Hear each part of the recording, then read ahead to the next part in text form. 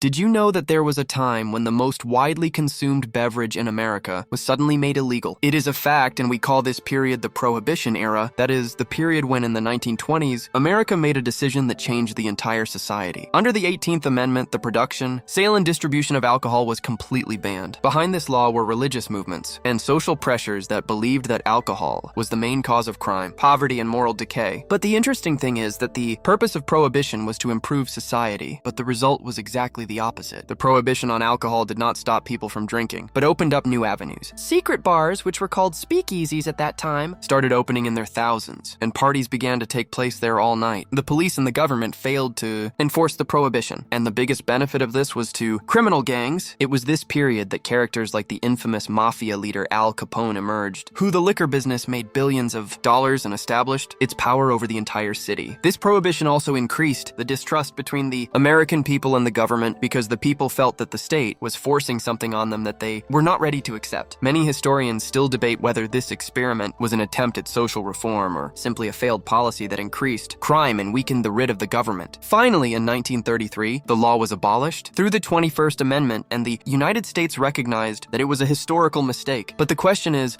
what lessons do we learn from this era? Can strict laws and restrictions really solve problems, or do they make them worse? The Prohibition era forces us to think that the solution to social problems comes not from the strictness of the law, but from changes in people's attitudes and social consciousness. So what do you think if such a prohibition were imposed in a country today? Would it be successful, or would history repeat itself? Be sure to share your opinion in the comments.